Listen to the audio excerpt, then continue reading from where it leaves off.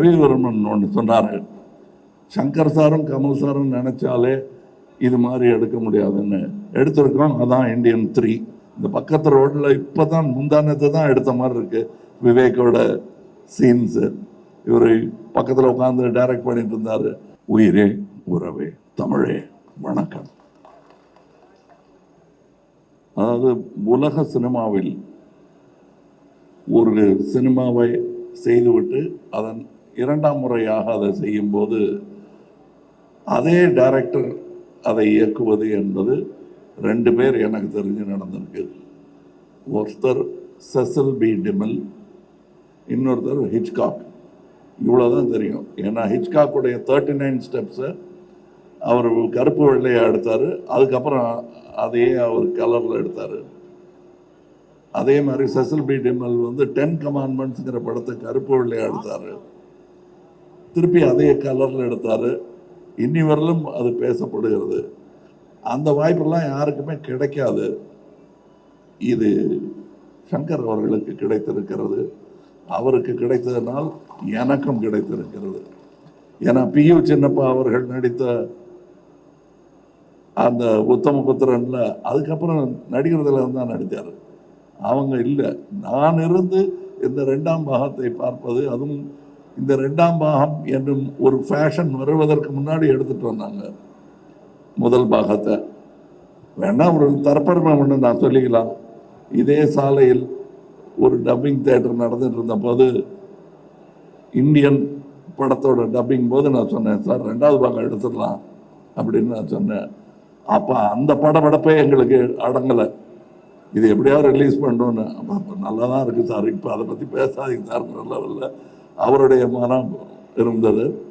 ஆனால் முக்கியமாக இந்த 2ஆம் பாகம் எடுப்பதற்கு கருவை எங்களுக்கு இன்றும் கொடுத்து கொண்டிருக்கும் அரசியலுக்கு நன்றி. ஏன்னா இந்த கரப்ஷன் இன்னும் அதிகமானதுனால தான் இந்தியன் தாத்தாவுடைய 2ஆம் வருகைக்கு ஒரு பெரிய அர்த்தமே இருக்கிறது உங்கள் மத்தியில். அந்த அவர்களுக்கும் இது நல்லவங்க கெட்டவங்க எல்லாருக்கும் நன்றி சொல்ற ஒரு விஷயம். இன்னும் சொல்ல போனால் இருக்கிறவங்க இல்லாதவங்களுக்கு கூட நன்றி சொல்லணும். இந்த மேடையில் நான் ரொம்ப சந்தோஷமா ஒரு தலைமுறையுடன் நடித்து கொண்டிருக்கிறேன். நான் மதிக்கும் நல்ல நடிகர்கள், என் நண்பர்கள் இப்பொழுது எங்களுடன் இல்லை. அவங்கெல்லாம் இந்த வெற்றி விழாவில் பங்கெடுத்திருக்க வேண்டியவர்கள்.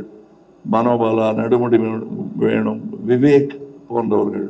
இந்த பக்கத்து ரோட்டில் இப்போ தான் முந்தானத்தை தான் எடுத்த மாதிரி இருக்கு. விவேக்கோட சீன்ஸு இவர் பக்கத்தில் உட்காந்து டைரக்ட் பண்ணிட்டு இருந்தார். காலம் எவ்வளவு வேகமாக ஓடுகிறது என்பதற்கு இந்தியன் 1, 2 எல்லாம் ஒரு உதாரணம். நாங்கள் திரும்பி பார்க்கறது கூட சங்கருங்கிற அந்த இளைஞர், அவர் நல்ல வேளை இன்னும் இளைஞராகவே இருக்காரு. நல்ல வேளை நான் தாத்தாவை போட்டதுனால வித்தியாசம் தெரியல. இன்னொரு முக்கியமான ஒரு இந்த மாதிரி மேடைகளில் வழக்கமாக 2 பேர் சண்டை போட்டுக்குவாங்க, மாற்று கருத்து இருக்கும். அது இல்லாமல் போயிடக்கூடாது இதுங்கிறதுக்காக ஒரு நம்ம ரவிவர்மன் ஒன்று சொன்னார், சங்கர் சாரும் கமல் சாரும் நினைச்சாலே இது மாதிரி எடுக்க முடியாதுன்னு. எடுத்திருக்கோம். அதான் இந்தியன் 3. இந்த மேடையில் அதை பேசக்கூடாது. ஸோ அவரையும் எதிர்த்து பேசிட்டு ஒரு சந்தோஷம் எனக்கு இருக்குது. அவருக்கு தான் சம்மந்தப்பட்டிருக்காரு. இதில் இருக்கிற எல்லாருக்கும் ஒவ்வொருத்தருக்கும் நான் நன்றி சொல்ல ஆரம்பித்தேன்னா, நாங்கள் பாம்பே போகிறதா இருக்கோம் அடுத்த விழாவுக்கு. அது ரத்து செய்ய வேண்டியிருக்கும். இப்போ டைரக்டரே சொல்லிட்டாரு குணால் அவர்களை பற்றி. குணால் அவர்களை நான் சந்திச்சே 10 வருஷம் ஆச்சுன்னு சொன்னால் 10 மேலேயே ஆயிடுச்சு. எனக்கே ஆச்சரியமாக இருக்கு. விஸ்வரூபத்தும் போது நான் அவரை சந்தித்தேன், அதில் வேலை செஞ்சார். ஸோ அது மட்டும் இல்லை, இந்த படம் 5 வருடம் 6 வருடம் எடுத்ததுக்கு காரணம் நாங்கள் தொழில்நுட்பமோ இதுவோ தொழில்நுட்ப கலைஞர்களோ நட்சத்திரங்களோ காரணம் அல்ல. இயற்கை, கோவிட்லேருந்து விபத்துக்கள்லேருந்து பல விஷயங்கள் எங்களுக்கு இடையூறாக வந்தோம்.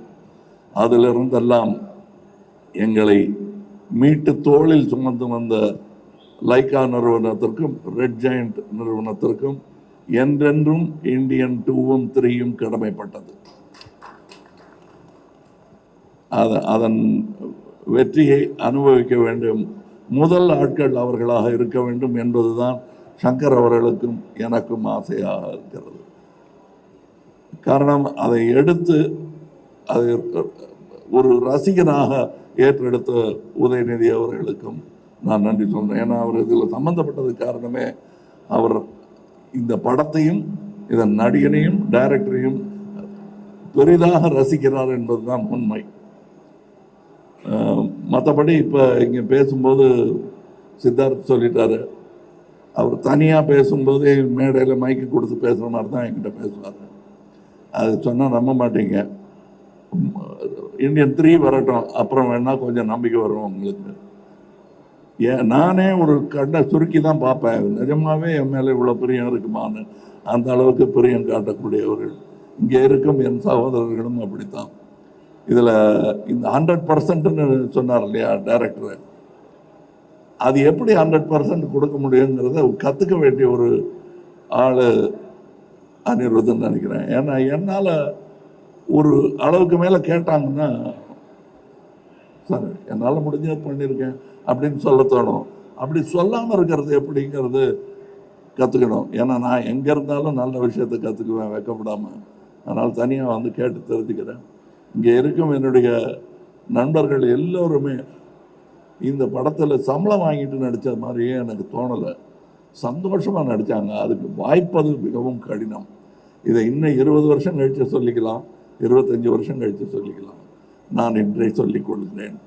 இந்த யாராவது நான் சொல்ல விட்டுருந்தேன்னா இந்த படம் பல சாதனைகளை படைக்கும் என்று நம்பிக்கொண்டிருப்பதனால் அடுத்த விழாவில் விட்டதை பிடிச்சிருக்கலாம்னு நினைக்கிறேன். நான் மற்றபடி உங்களுக்கு நான் இதுவரை அமைதி காத்ததற்காகவும் இனி கொடுக்க போகும் உங்கள் பாராட்டு விமர்சனம் அனைத்திற்குமே நன்றி சொல்லி விடைபெறுகிறேன்.